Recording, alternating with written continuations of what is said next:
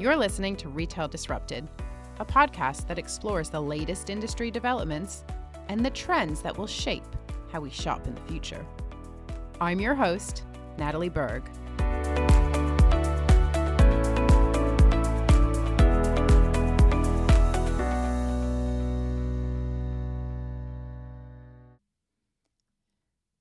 On today's episode, I'm talking to Preston Benson, founder of Really Local Group. The Really Local Group creates and restores cultural infrastructure by regenerating disused high street locations. Preston founded the company in 2017, and since then he's been busy transforming empty retail units into community hubs across London. Now, if you're in Southeast London like me, you will know one of these community hubs. Catford Mews was the first site from the Really Local Group. This is, I guess you would describe it as a cinema. On paper, it's a cinema, but I feel like we're not doing it justice by calling it that because it has a coffee shop, a bar, there's a ton of space for co-working, there's comedy nights, you've got local food vendors. I mean, it is so much more than a cinema. It is an amazing, unique, and really community-led space. And if you couldn't tell already, I'm clearly a huge fan. And before we move on from Catford Mews, I will just give you a little bit of trivia on the podcast. It also features in an Ed Sheeran video. So there you go. A little claim to fame. But since Catford Mews, the Really Local Group has expanded into a number of locations like Ealing, Peckham, Reading, Sidcup, and there are even more venues planned over the next couple of years. So I'm thrilled to have Preston with me today. We're going to talk about some of those plans and what comes next. We're going to talk about how we go about revitalizing our homogenous high streets. We're going to talk about localism and the importance of getting the community involved. And we're also going to talk about the evolving role of cinemas. So let's get started.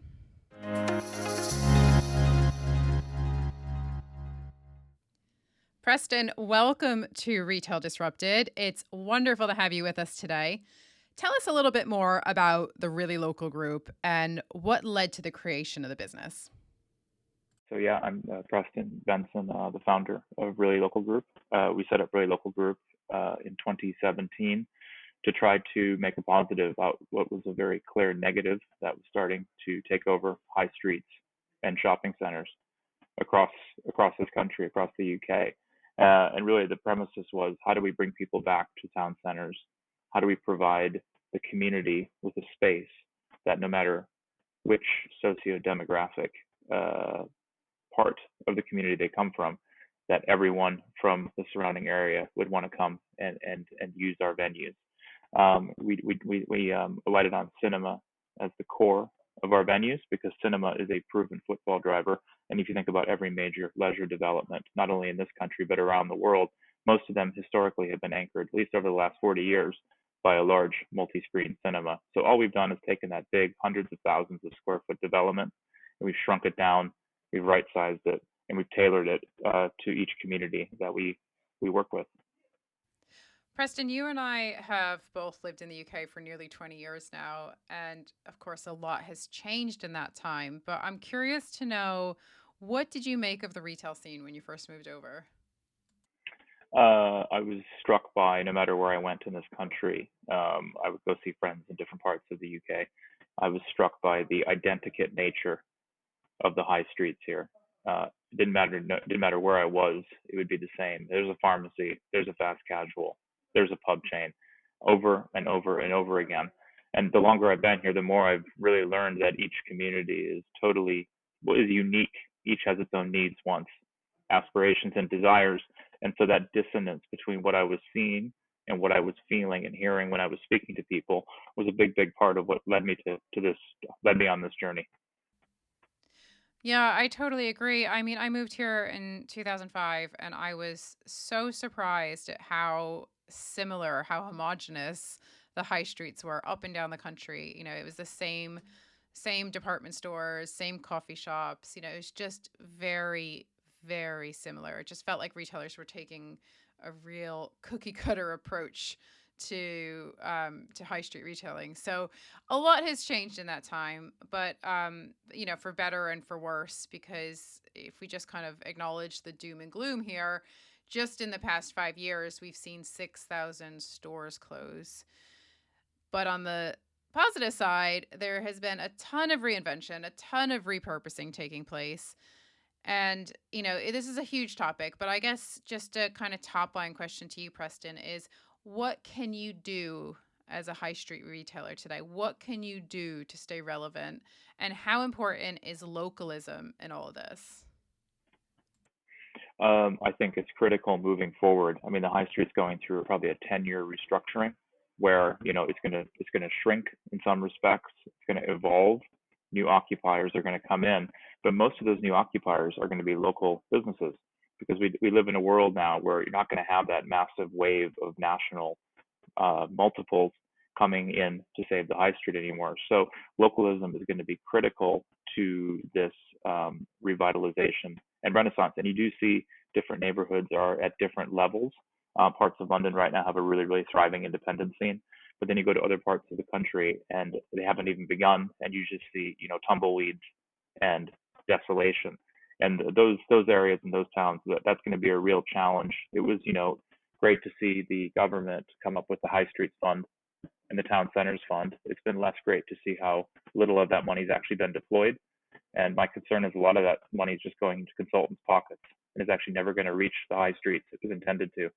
So people know there's a problem, but have we found a solution for it yet? No.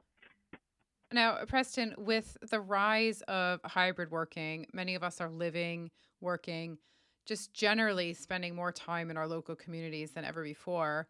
And I'd imagine that that's ignited even more demand for local services and local amenities.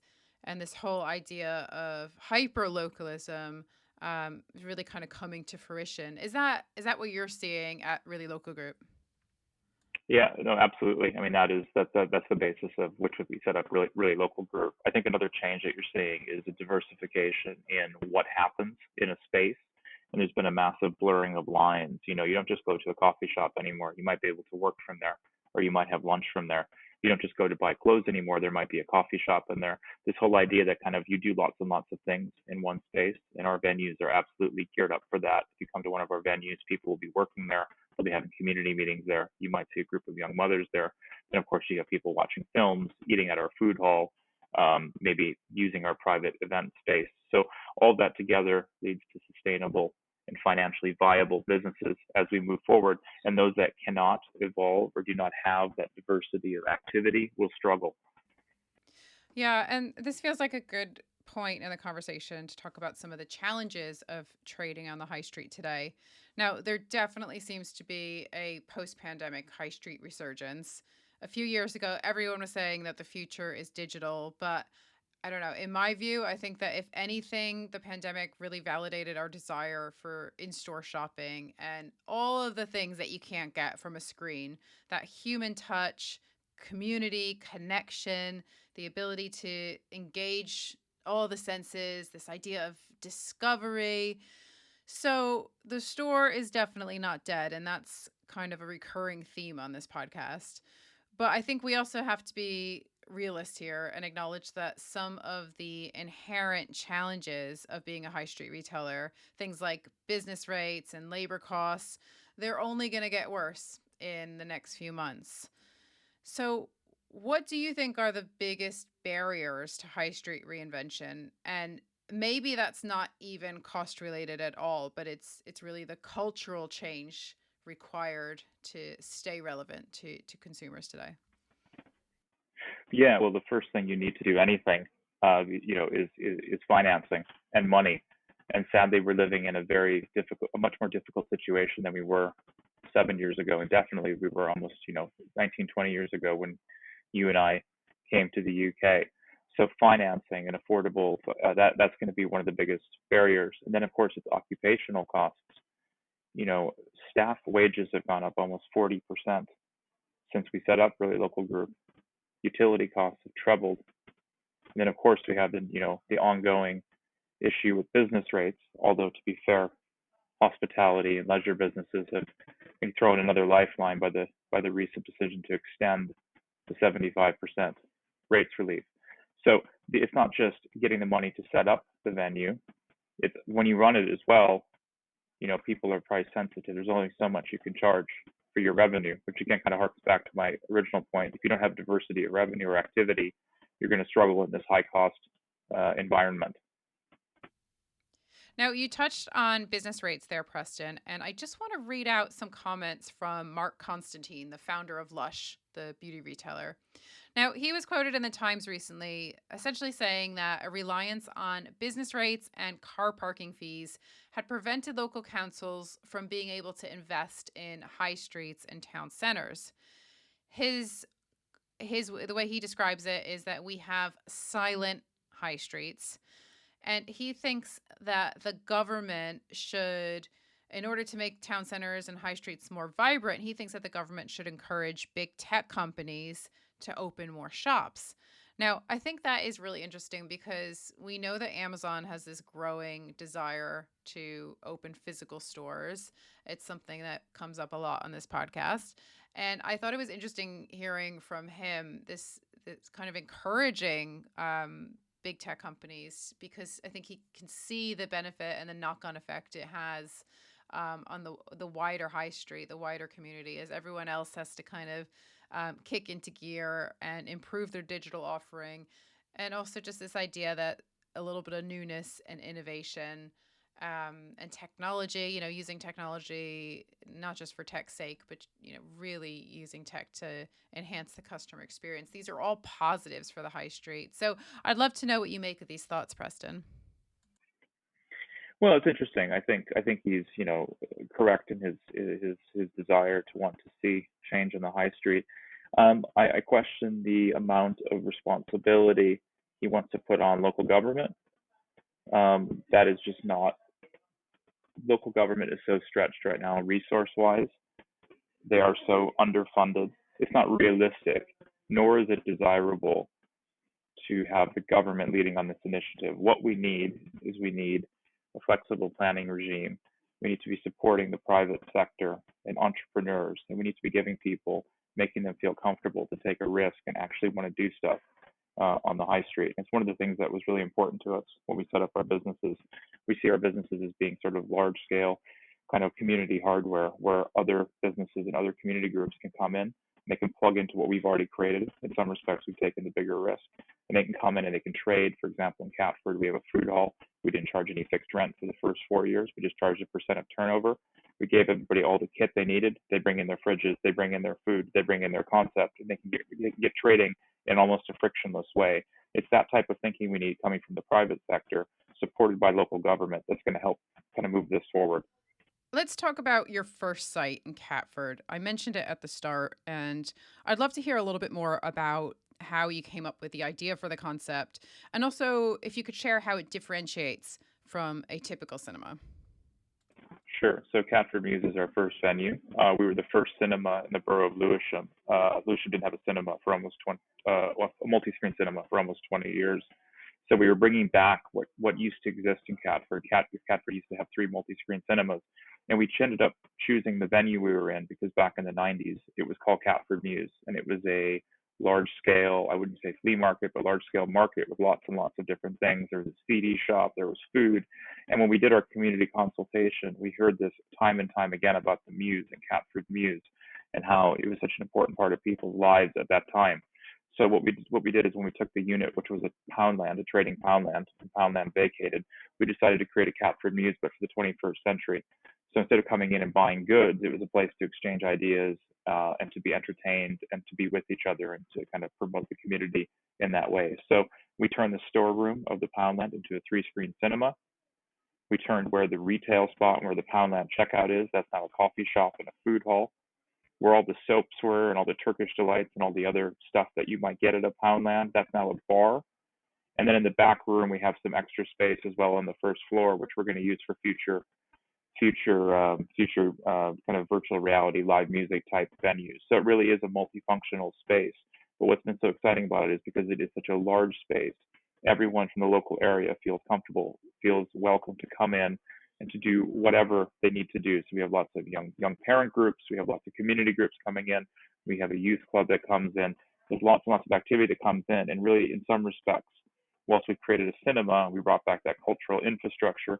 The space itself is a luxury. The space itself is the most important amenity that we've provided in the area. And we've got people from all over the borough coming back to Catford, which is something that absolutely was not happening prior to our occupation. I want to get your thoughts now on cinemas more generally, because cinemas seem to be one of those fairly recession proof businesses. And one of the latest buzzwords that keeps popping up is funflation. It's this idea that consumers will still splurge on experiences even when times are tough, even in a challenging economic climate. Now, I suppose to some extent, this is the lingering effect of the pandemic, this kind of desire to get out and to have an experience, to make up for lost time. We're all social creatures. We don't all, want to be stuck at home doing everything behind a screen. So I think, that's probably helped cinemas to a certain extent. And then also, you've got Taylor Swift and Beyonce and things like Barbenheimer that I'm sure will have boosted this industry in the past sort of 12 to 18 months or so, because it's not just about going to watch a movie anymore, but especially with Barbie, of course, it's the whole going with friends, dressing in pink, taking selfies, grabbing a glass of Prosecco and, making a whole night of it. So it feels like cinemas are having a moment, I suppose is my point.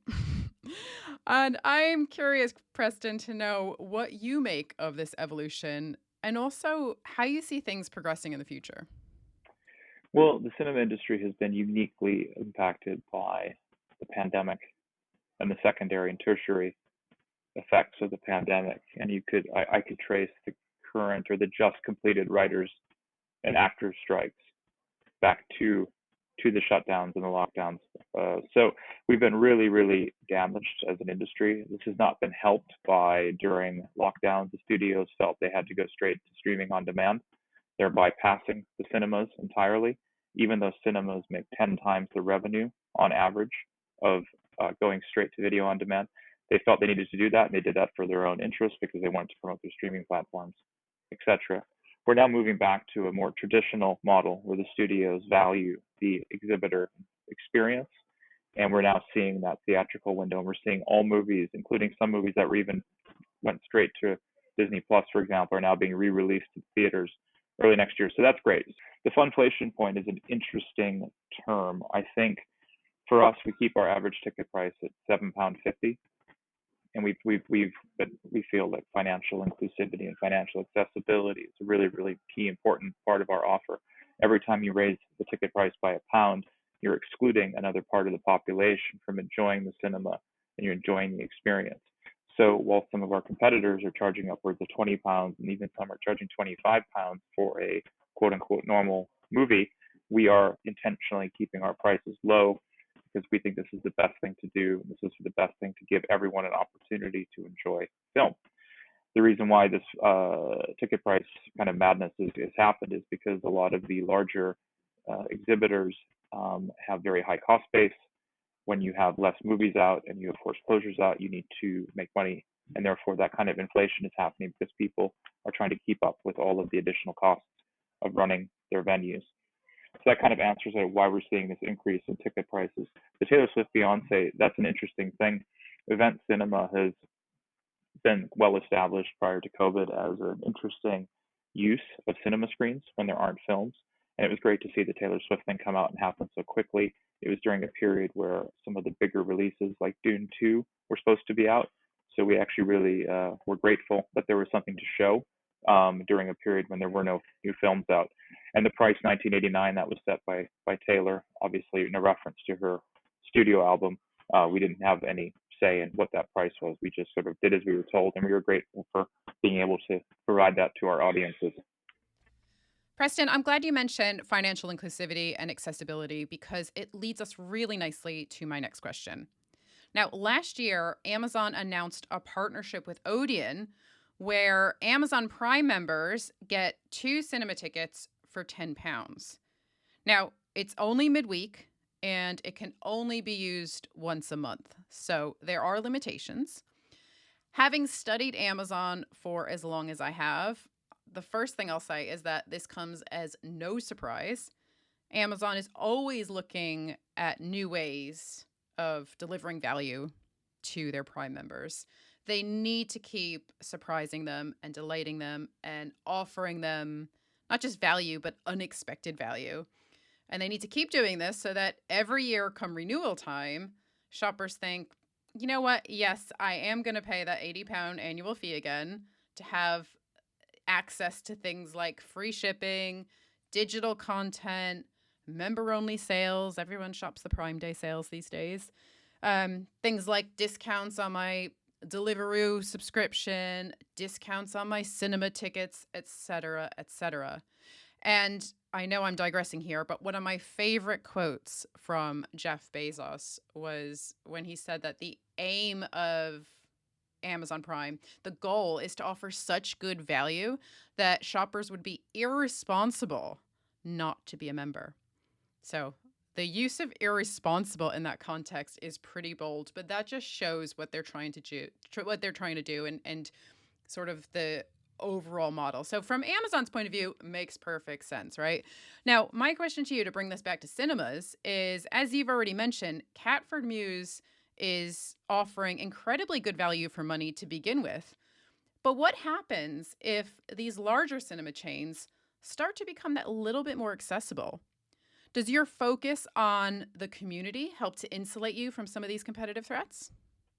It's a good question. I think consumer tastes with respect to multiplexes were changing before the pandemic, and there's definitely, or there appears to be, a preference for customers to be in smaller, quote unquote, cozier environments. So instead of being in a 300 seat auditorium, it does feel, based on our research, the preference is to be in a smaller auditorium. And it's better for us to have those smaller auditoriums, 60 to 100 seats. There's less overhead, there's less costs, and we can fill them more. And so the economics behind this have been kind of in train now for quite a while. Those bigger multiplexes, many of them are quite old, and I expect that we're already starting to see closures, consolidation in the industry. I expect we'll see that continuing into 2024. We've been quite selective about where we go. We're focusing on areas where there probably isn't a huge amount of supply. Like I said, we're the first cinema in Catford in 20 years. Just like when we opened up in Ealing, we were the first cinema in Ealing in 15 years. So in some respects, we think our offer is quite unique. Our price point is unique, and the diversity of what we offer will continue to endear loyalty from our customer base. We've talked a lot about cinemas, but you've also acquired Peckham Levels. Now, if you live in Southeast London, you'll know that this is a very trendy, very hip, and very unusual space. It used to be a multi-story car park, and today it has shops, restaurants, office space. It has an artist studio, a rooftop bar, and I have even done a Pilates retreat there. So it really serves a wide number of needs. Now, I'm curious to know, Preston, what have you learned by taking on such a diverse space, and how might you apply those learnings to future projects? Yeah, it's a great question. So we were asked to take over Peckham Levels when their parent company went into administration at the end of 2021. Again, a business model that was set up pre-COVID and was needing to evolve and to move with the times. The learning with Peckham is how important it is to keep the community on side and to bring people with you as you make that journey. Peckham's the largest employment space. Peckham Levels is the largest employment space in the area. It's a very, very important offer, and we're very proud to be part of it. So I think for us, we're sort of assessing where we go in 2024. It was only meant to be trading for 6 years. It was meant to be a meanwhile space, and that 6 years has just ended. So, we see an opportunity to make additional investment and to tweak the model to make sure that it's still relevant for the next 10 to 15 years.